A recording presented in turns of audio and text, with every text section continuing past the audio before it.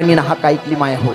आई भवानीनं हाक ऐकली. जिजाऊ साहेबांना दिवस गेल्याच्या नंतर डोहाडे लागले आणि डोहाडे लागल्याच्या नंतर बायांना विचारलं जातं, ताई तुला काय खावंसं वाटतं, काय प्यावंसं वाटतं का? आपण लहानपणापासून इतिहास वाचत आलोय. एका दासीनं जिजाऊ साहेबांजवळ जाऊन जिजाऊ साहेबांना विचारावं, मासाहेब तुम्हाला काही खावंसं वाटतं, काय प्यावंसं वाटतं का? जिजाऊ साहेबांनी एकच सांगावं, बाई मला खावंसं वाटत नाही, प्यावंसं वाटत नाही, एकच वाटतं काय, हातात दुधारी तलवार घ्यावी, हातात दुधारी तलवार घ्यावी, घोड्यावर टाच टाकावी, शत्रूचा नाश करावा, एवढंच मला वाटतं. काय वाटत होतं जिजाऊ साहेबांना? मला खावं वाटत नाही, प्यावं वाटत नाही, एकच वाटतं काय, हातात दुधारी तलवार घ्यावी, घोड्यावर टाच टाकावी, शत्रूचा नाश करावा, एवढंच मला वाटतं. आताच्या मायला जर दिवस गेले आणि कोण काकूने जर विचारलं, बहीण तुला काय खाऊ खाऊ जीव कराय ना, तुला काय पिऊ पिऊ जीव कराय ना. जिजाऊ साहेबांना डोहाडे कसे लागले? हातात दुधारी तलवार घ्यावी, घोड्यावर टाच टाकावी, शत्रूचा नाश करावा, असं जिजाऊ साहेबांना वाटत होतं. आताच्या मायला जर दिवस गेले आणि कोणी विचारलं, ताई तुला काय खावंसं वाटतं, काय प्यावंसं वाटतं का? आताची माय एकच सांगते, काय मन पिवे पाणी पिऊ पिऊ जीव करास. काही काही माय दिवस गेल्याच्या नंतर 2-2, 3-3 किलो मुलतानची माती खाते. माय तू मुलतान काशीतून पोटे सुलतानाजी राजा कसा आली? मायची खूप पवित्र असावी लागते तर पोरं चांगले जन्माला येतात. ऐका, जिजाऊ साहेबांचे डोहाडे सुद्धा तसे होते. आणि सांगू का तुम्हाला, आई बापांचे संस्कार लेकरांमध्ये उतरतात. मी एक विनोद म्हणून सांगतो, माझे कीर्तनातले विनोद साईडला करायचे, त्याच्यातून घेण्यासारखं मटेरियल काय ते घ्या, बरोबर आहे ना? जसं की एक पोराला लहानपणापासून चोऱ्या करायची सवय होती, लहानपणापासून चोऱ्या करत होता, लग्न करण्याच्या वयात आला, मायबापानं पोरगी बघितली, लग्न केलं, पण नेमका योगायोग असा तो चोर होता, त्याला बायको बी चोरटीच भेटली. पण ती छोट्या मोठ्या चोऱ्या करे बा, कोणा बाहेर घसाल भांडा पडेल त्याच माहिती, ताटल्या उपाड दे, कोण्या वाट्या उपाड दे. हो ते पहिले बोलतो होता, ते काय कोणी करत नाही. पहिले गैर चोऱ्यावर येत, दुसऱ्या घरनी बाजी जरी येऊन ये ना, नाव टाकणार लेट येते, मन मायात कलर लाई देत त्या वाटीसले. तरी काही काही माय आहे ना, ब्लेड पाना काही कलर काट टाके म्हणत काढत ना, आडे कोणी नाही तसं नाही. मला पक्क माहिती आहे ना, मी तताना सांग राहिलो असं. आता दोघं नवरा बायको चोरटे आहेत. बाईला दिवस गेल्याच्या नंतर आता त्याला डिलिव्हरीसाठी बाळंतपणासाठी घेऊन गेल्याच्या नंतर डॉक्टरांनी सांगितलं, भैया सिजर करावं लागेल. आता सिजर केलं, बाळ जन्माला आलं. जन्माला आलेलं बाळ, त्याची मूठ अशी बांधलेली, मूठच काही सोड ना पोरग. बऱ्याच डॉक्टरांना दाखवलं, 1-2 महिना झाला पोरग मूठ सोडत नाही. बऱ्याच डॉक्टरांना दाखवलं, मूठ का सोडत नाही. हो बराच बघत असले देखाड तुम्हाकडे विषय ना. म्हणजे मी त्यांना दोष देत नाही, पहिले माझं ऐकून घ्या. कारण कोणाच्या भक्तीवर शंका घेणं तो माझा अधिकार नाहीये. ज्याच्या त्याच्या पद्धतीने जो तो भक्ती करतो. बघत लोकसले मी दोष दिसू इथला मोठा होईल नाही, त्या गोष्टीवर मला अभ्यास बी नाही. आणि ज्या गोष्टीचा मी अभ्यास करत नाही त्या गोष्टीची टीका पण करत नाही आणि मनात शंकाही ठेवत नाही.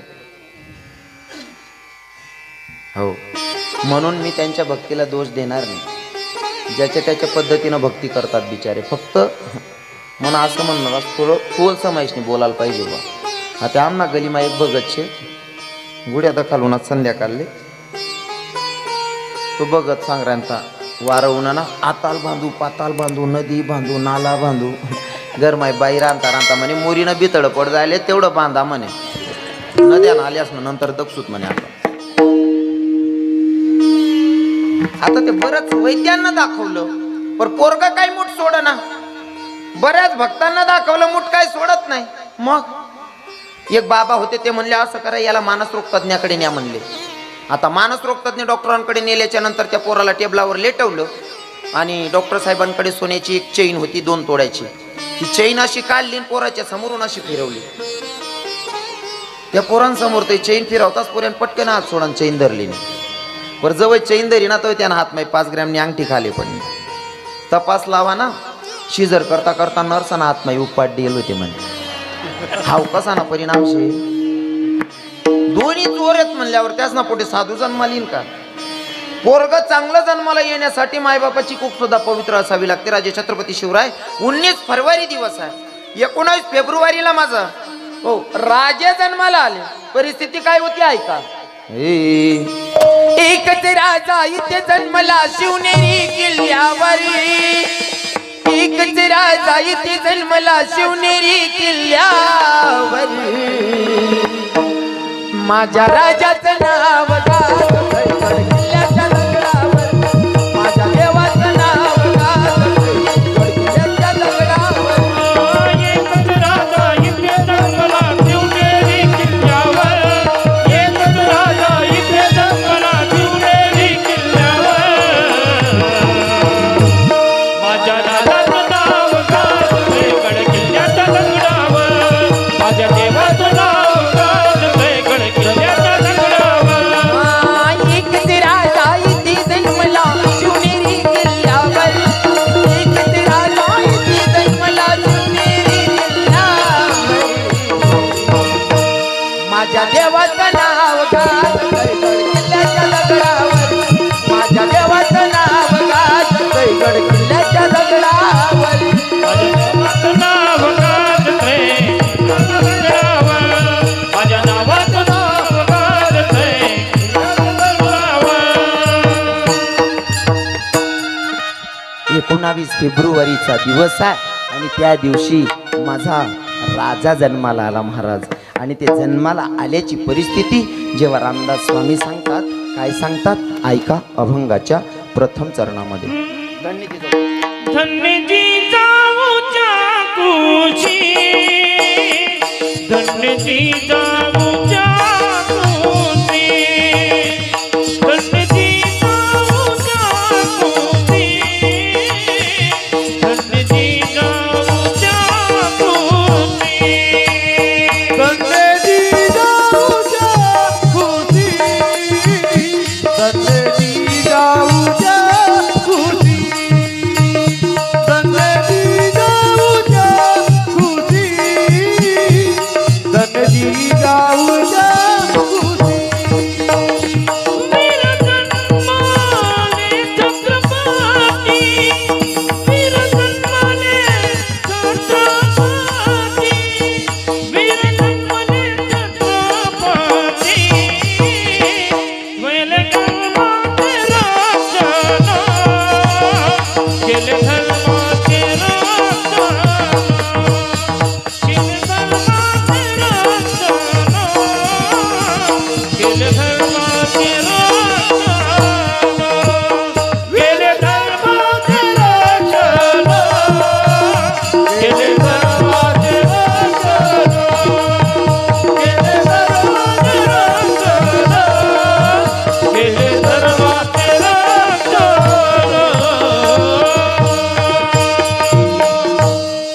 धन्य जिजाऊच्या कुशी वीर जन्मले छत्रपती. आणि जन्माला येऊन जर मायला धन्यता भेटत असेल तर ते काम काय केलं हो का आपल्या मायबापाला धन्यता भेटते? काय केलं? केले धर्माचे रक्षण. जर का धर्माचं रक्षणासाठी शिवबा जन्माला आले नसते तर कदाचित आपली परिस्थिती काय राहिली असती माहिती आहे का? एका मिनिटात माझं मनोगत सांगतो ऐका काय परिस्थिती राहिली असती. देशासाठी पर्वा न केली तनाची, हो देशासाठी पर्वा न केली तनाची, आणि आठवण ठेवा शिवरायांच्या गुणाची. देशासाठी पर्वा न केली तनाची, आठवण राहूया शिवरायांच्या गुणाची. देशासाठी पर्वा न केली कुणाची, आठवण राहूया शिवरायांच्या गुणाची. देशासाठी पर्वा न केली कुणाची, आठवण राहूया शिवरायांच्या गुणाची. जर का जन्मला नसता हिंदू धर्म बुडाला, अरे शिवबा जर का जन्मला नसता हिंदू धर्म बुडाला असता. शिवबा जर का जन्माला नसता हिंदू धर्म बुडाला असता. अरे सुनता झाली असती साऱ्या जनाची, सुनता झाली असती साऱ्या जनाची, आणि आठवण राहू द्या शिवरायांच्या गुणाची. सुनता झाली असती साऱ्या जनाची, आठवण ठेवा शिवरायांच्या गुणाची.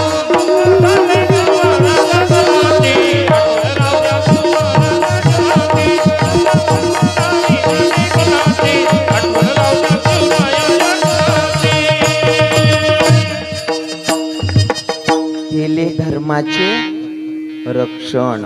मग धर्माचं रक्षण काय असतं? फक्त गड किल्ले जिंकले माझ्या राजानं, बस तेवढ्यावर विषय थांबतो का? नुसतं गड किल्ले जिंकले नाही दादा, तर माझे राजे छत्रपती शिवरायांनी संतांचं सुद्धा रक्षण केलं, त्यांचं पूजन केलं. हो, सांगू का? एकदा प्रसंग सांगतो तुम्हाला. जेव्हा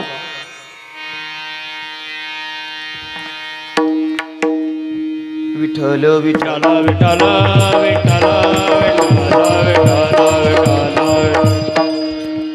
संतांचं पूजन केलं. प्रसंग सांगायला मी तुम्हाला स्वामी महाराजांचं उदाहरण देऊ शकतो. हो, अजून तुम्हाला सांगेल धर्माचं रक्षण कसं केलं, संतांचं पूजन कसं केलं. माझे राजे छत्रपती शिवराय राजे होते, छत्रपती होते, पण धर्माचा कळवळा होता म्हणून या सगळ्या पदव्या भेटल्या. बरं, आता आपण 10वी 12वी शिकलेले पोरं पण सांगतात कीर्तना नामना काय संबंध हो? कोण सांगायचं आहे?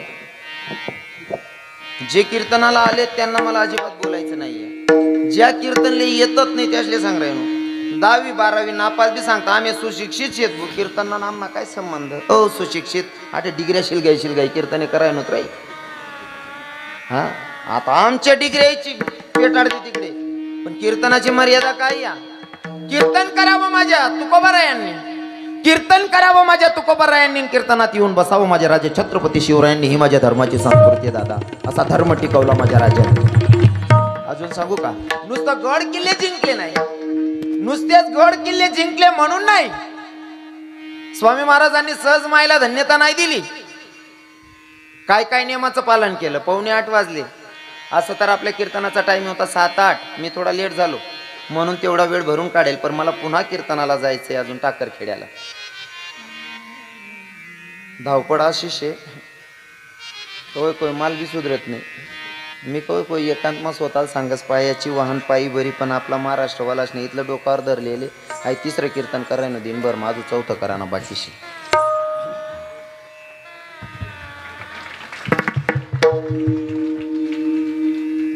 भगवंताची कृपा समजावी लागेल. कधी कधी मी स्वतःशी संवाद साधतो ना भैया, लकी भैया, तर कधी कधी असं वाटतं आपली एवढी लेवल नसताना माझा भगवंत एवढा का उचलतो महेंद्र दादासाहेब. हां, बरं तुम्हाला सांगू का? ज्याची खरी सेवा त्याच्या भय नाही जीवा. तुम्ही खरं वागणं सोडू नका, भगवंत फळ दिल्याशिवाय राहत नाही. पण आपली मानसिकता अशी झाली ना, एखाद्याने जर उंची वाढसोय ना, तुम्ही पाय कापता सारख्यान पाय कापा, मग तुम्ही उंची नाही वाढाव काका. बरोबर आहे की नाही? जर त्याच्या बरोबरीनं तुम्हाला वाढायचं असेल तर मेहनत घ्यावी लागेल, तर वाढू शकतं. ठीक आहे, तुम्ही लोकांनी खूप प्रेम दिलेलं आहे. हो, आणि ते प्रेम माझ्या बोलण्यावरनं तुमच्या लक्षात येत असेल. मला आता बोलायला पण त्रास होतोय. प्रेम सुख दे, प्रेम सुख दे, प्रेम सुख दे, प्रेम सुख दे, प्रेम सुख देई, प्रेम सुख देई, प्रेम सुख देई, प्रेम सुख देई. प्रेमाविना नाही समाधान, प्रेमाविना नाही समाधान. प्रेम सुख देई, प्रेम सुख देई, प्रेम सुख देई, प्रेम सुख देई.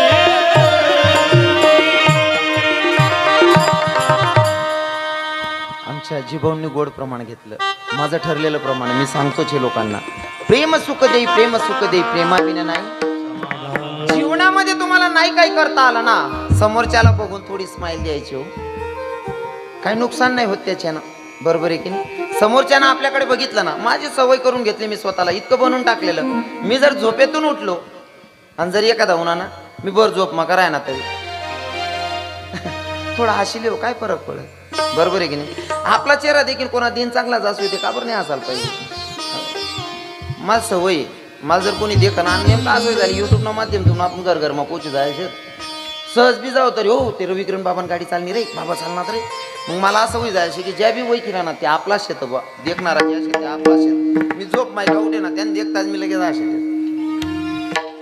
कारण मी लहानपणी आहे ना, एक महाराजांच्या कीर्तनात टाळ वाजवत होतो. त्या महाराजांना जरा विनोद करत होते, मी हसत होतो. महाराजांच्या मुखातून एक निघालेलं वाक्य ते करून ठेवलंय.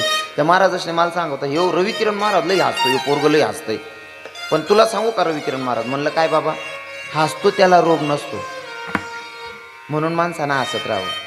आता तुम्ही इथला भारी बसेल शेत ना सर्व तरुण भाऊ मन्या बहिणी माया हां इथला भारी बसेल शेत म्हातारा बाबा बी मला असं वाटलं ना ako काहीतरी सांगू बा सहज बोल राहिलो तरी असे देतच तुम्ही म्हणजे मला बी समाधान वाटत त्यांना मग नाही तर काही काही ठिकाणी आम्ही कीर्तन मग हासाडान सांगू त्या हासाडू त्या हसतात नाही रडाव ते रडतात नाही नेमकं आमले बी सुधरत नाही ते कीर्तन लिहिल शेत का कीर्तनकारांना दारवर येलेत असं असा उतरेल तोंडेना लोक बसेल राहतात काही सुधरत नाही आमले पण आता वातावरण असं हसत खेळत असलं पाहिजे हो नाही का हसव थोडंफार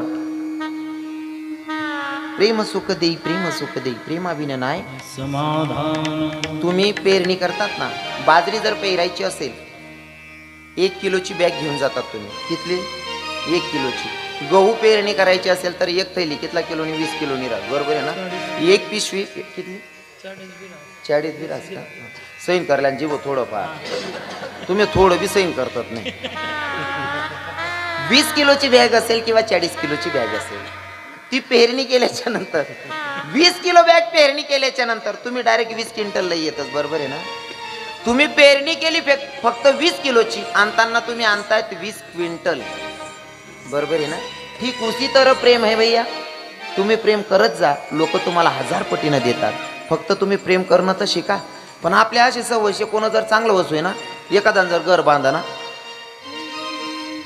डंग लाय ना त्याने अरे तू त्यांना आनंद मान ना तो तुला किती राह नाही कुठे घ्या ते देऊ असं पण लोक दुसऱ्यांना सहीनच होत नाही हो मी रस्ता तरी चाल राहील तू एक म्हातारा उंच ओटानं घरशे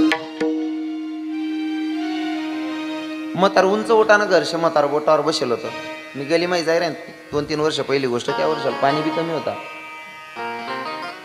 म्हणतो काय हो काका इथला नाराज कस काय बसेल शेत म्हणतो तुम्ही एवढं नाराज व्हा ना काय कारण शिलगावा म्हणे महाराज येरले पाणी नाही शे म्हणे म्हणतो भाऊ द्या ना आपला अख्खा गाव ना लोकच नाही येरिसले पाणी नाही शे त्या मग काय नाराज व्हा ना विषय तो नाही हो महाराज म्हणतो मग येरले पाणी नाही ते दुःख नाही म्हणतो मग हो म्हणे येर मात शितळाभर पाणी नाही बाजू आला नाही आटी राहिली नाही म्हणे म्हणजे स्वतः येर मा पाणी नाही हाय दुःख नाही शे पण त्याने आटी राहिली नाही त्या मावकाच का खाय राहणार जगायची पद्धत बदलून टाका ना दुसऱ्याच्या आनंदात आपण आनंद माना आनंद या जीवनाचा सुगंधा परिमळा क्या बात है जय श्री राधे आनंद या जीवनाचा सुगंधा परिमळा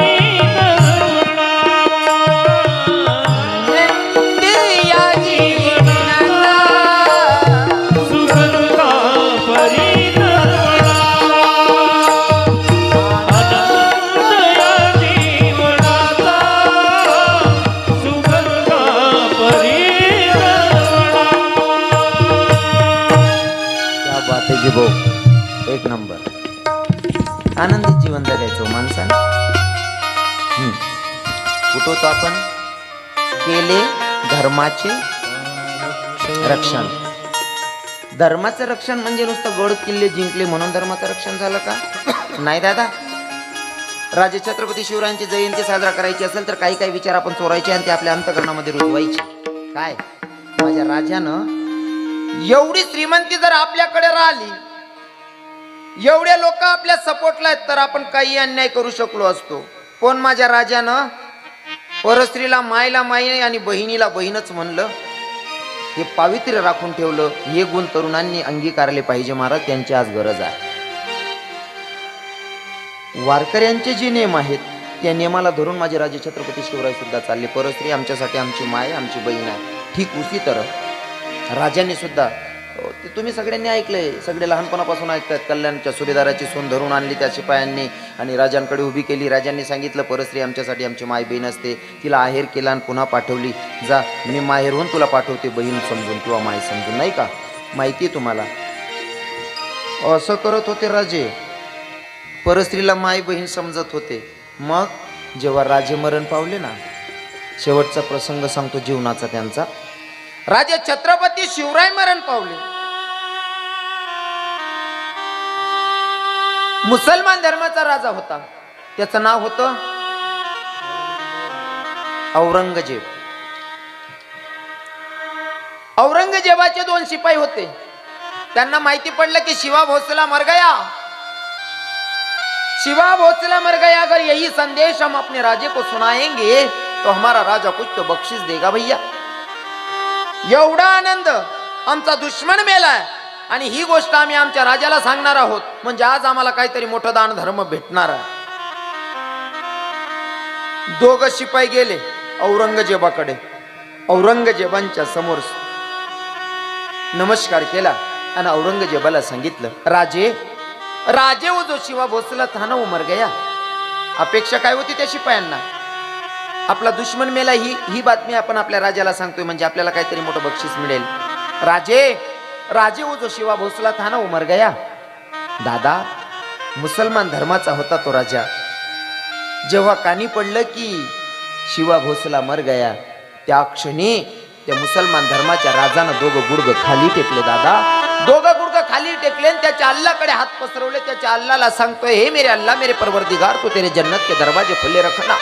ए खुदा, ए मेरे अल्लाह, तू तेरे जन्नत के दरवाजे खुले रखना.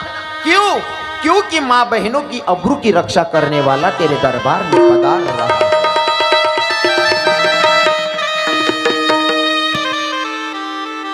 असं चरित्र माझ्या राजाचं होतं महाराज. असे काही गुण आपल्या घेण्यासारखे आहेत आणि ते घेतले पाहिजे. जर राजांची जयंती साजरा करायची असेल तर हे गुण घेणं गरजेचं आहे. परस्त्री आपल्यासाठी आपली माय, आपली बहीण आहे.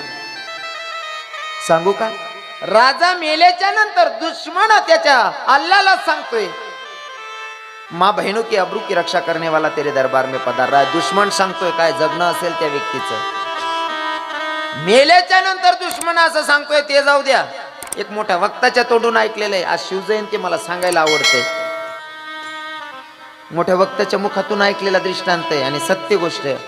पटेल तुम्हाला. मेल्याच्या नंतर दुश्मन तारीफ करतो, विशेष नाही. कित्येक वर्ष झाली माझ्या राजांना जायला, तरी सुद्धा जनमानसाच्या मनामध्ये काय आदर आहे ऐका. मुंबईमध्ये हिंदू मुसलमानांची दंगल चालू होती. हिंदू मुसलमानांची दंगल. मुसलमान धर्माची पोरगी, तिच्या धर्माचे पोरं तिच्या नादी लागले, मागं लागलेले होते. तिचा पाठलाग करत होते. पोरगी सैरा वैरा धावत होती. रात्रीची वेळा पोरगी तिचा जीव वाचवते, गल्ली बोड्यातून पडत होती. मुसलमान धर्माचे 7-8 पोरं तिच्या मागं पडत होते. पोरगी तिचा जीव वाचवते. एक घर दिसलं, एका घराचा दरवाजावर थाप टाकली. थाप टाकल्याच्या नंतर त्या घरातून एक तरुण मुलगा निघाला. म्हणले, काय बाई, दादा, माझ्या मागं मुसलमान धर्माचे, माझ्याच धर्माचे पोरं माझ्या मागं लागलेत. मला माझी अब्रू लुटण्याच्या बेदात आहे. मला तुझ्या घरात सहारा मिळेल का? त्या हिंदू धर्माच्या तरुणानं त्या पोरीला घरात घेतलं. त्याचं जे बेड होतं त्या बेडवर सांगितलं, दीदी इथं झोप. त्या पोरीला झोपवलं आणि दरवाजामध्ये राखण करत बसला तो हिंदू तरुण. दरवाजामध्ये राखण करत बसला, पण मनात एकच विचार होता, ही पोरगी बाहेर दंगल चालली हिंदू मुसलमानांची, हिच्या मागे लागलेले तिच्या समाजाचे मुसलमानच 7-8 पोरं. त्या पोरांपासून वाचवण्यासाठी माझ्या घरात झोपली आहे. पण त्या पोरांनी हिला रस्त्यात अडवली असती तर आबरू लुटली असती. आता ही माझ्या घरात आली आहे. मी सुद्धा तरुण आहे. मी जर ठरवलं दरवाजा बंद, मी सुद्धा हिची आबरू लुटू शकतो. पण ही कोणत्या विश्वासावर माझ्या घरात झोपली आहे? रात्रभर तो तरुण विचार करत होता. सकाळी पोरगी उठली. उठल्याच्या नंतर त्या भावाजवळ 2 हात जोडले, सांगितले, दादा मी येऊ का? त्या दादानं सांगितलं, ताई तू जा. पण जायच्या अगोदर रात्रभर विचार करतोय त्या प्रश्नाचं उत्तर देऊन जा ताई. काय दादा? अगं बाहेर दंगल चालली हिंदू मुसलमानांची, बाहेर दंगल चालली हिंदू मुसलमानांची. तू एक मुसलमानाची मुलगी आहे, मी एक हिंदू आहे. तुझ्या मागं तरुण पोरं लागले होते तुझी आबरू लुटण्यासाठी. तू माझा दरवाजा ठोठावला, माझ्या घरात आली आणि रात्रभर निवांत झोपली. तुझ्या मनात थोडी शंका आली नाही? मी सुद्धा तरुण होतो, मी ठरवलं असतं मी सुद्धा तुझी आबरू लुटू शकलो असतो. पण तू कोणत्या विश्वासावर एवढी निवांत झोपली? त्या मुसलमान तरुणीनं सांगितलं, दादा जेव्हा मी माझा जीव वाचून गल्ली बोड्यातून पडत होती ना, तेव्हा तुझी खिडकी उघडी होती. त्या खिडकीतून डोंकून बघितलं, तुझ्या घरामध्ये राजे छत्रपती शिवरायांचा फोटो बघितला आणि मला वाटलं जिथं राजे छत्रपती शिवरायांचा फोटो आहे तिथं कोणत्या परस्त्रीच्या आबरूला धक्का लागणार नाही. हा माझा विश्वास होता, म्हणून रात्रभर तुझ्या घरात निवांत झोपली. जर ज्या घरामध्ये राजे छत्रपतींचा फोटोवर जर का मुसलमान तरुणीचा इतका विश्वास असेल तर माझ्या धर्मात जन्माला आलेला राजा आणि त्याचे मावडे आपण आहोत. तर आपला किती मोठा विश्वास असला पाहिजे. जिजाऊच्या सुद्धा तुला तुकोबाचं वरदान एक मुखानं लावू गाव शिवमाचं गुणगान एक मुखानं लावू गाव शिवमाचं गुणगान गाव शिवमाचं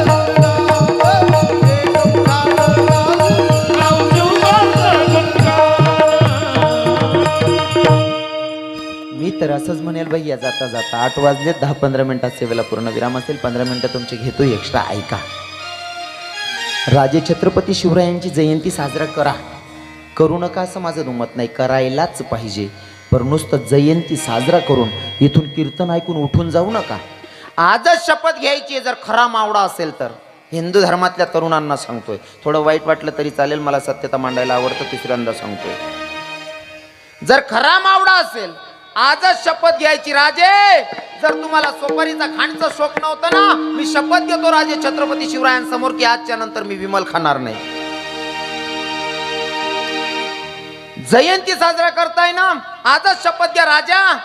ऐका ना, 19 फेब्रुवारी तुमची जयंती आहे ना, आजच्या दिवशी मी पाणी सोडतो, आजच्या नंतर मी दारू पिणार नाही अशी शपथ घ्या. म्हणजे समजावं जयंती साजरा झाली.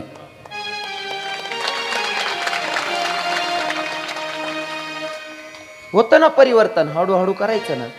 हो, माझ्या राजानं कोणता शोक केला नाही.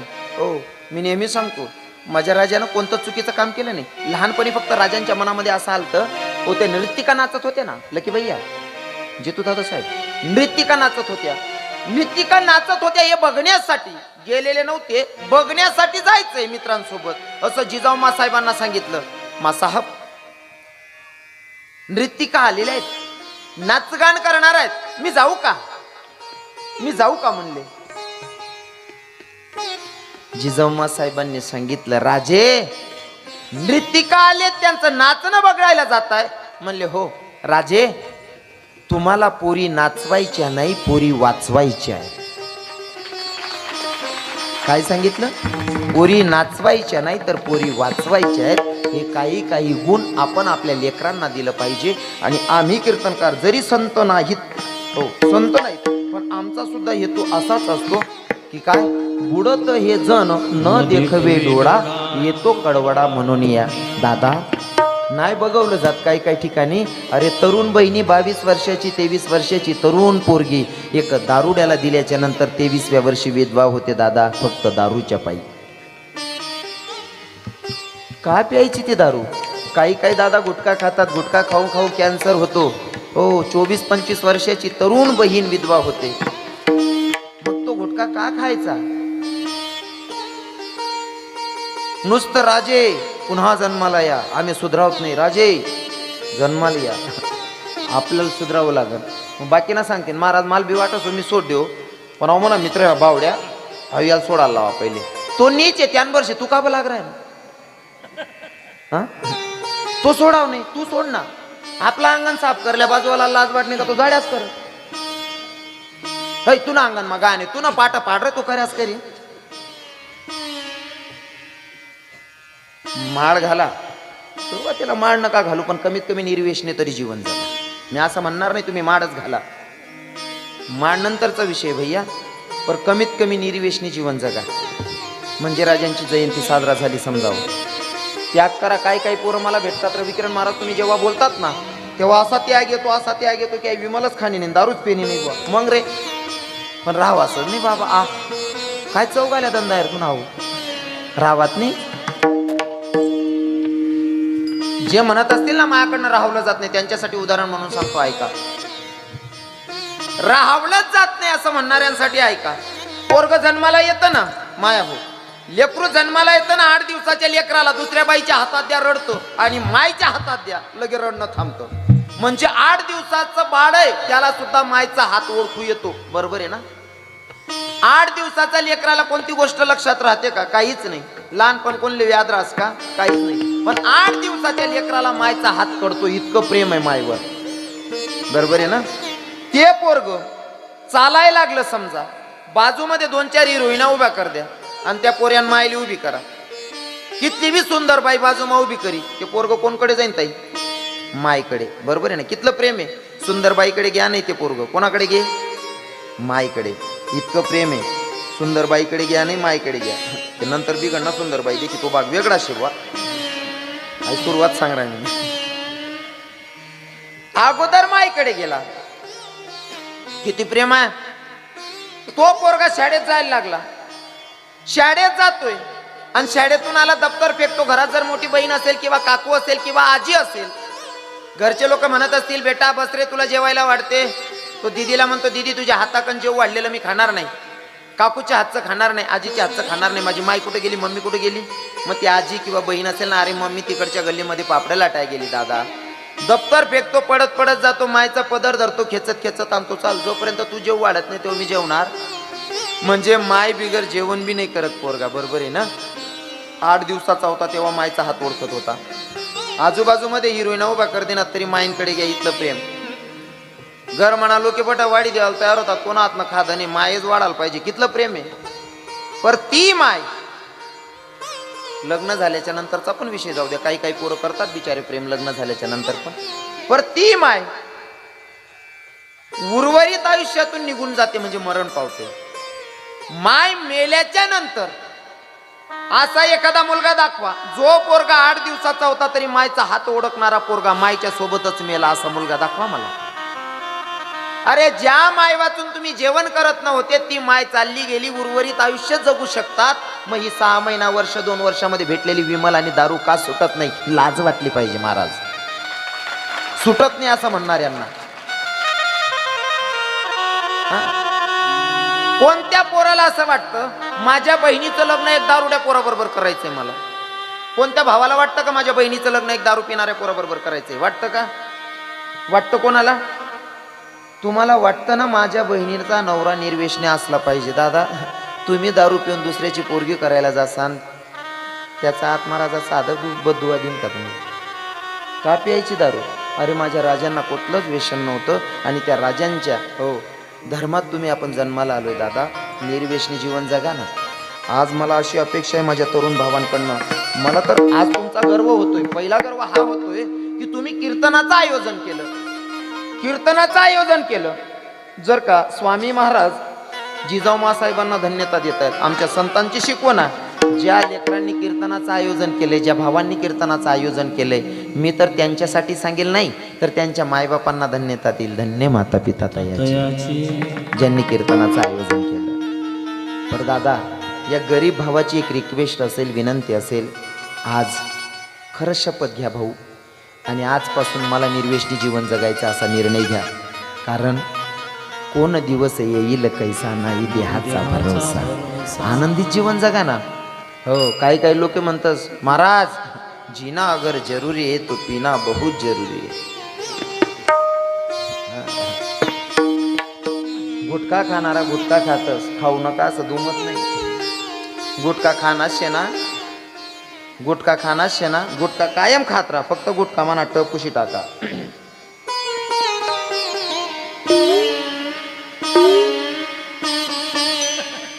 ज्यासले समजणं त्यासले समजी घे. बाकी नसणार डोक्यावर तीन घे वाटतं. आणि माझं असं असतं केला इशारा जाता जाता. निर्वेशनी जीवन जगायला जाऊ असो. आता जाता जाता एकच सांगेल, अशी शिवजयंती, महामानवांच्या जयंत्या, संतांच्या जयंत्या अशाच तुमच्याकडनं घडत राहू ही प्रभूचरणी प्रार्थना असेल.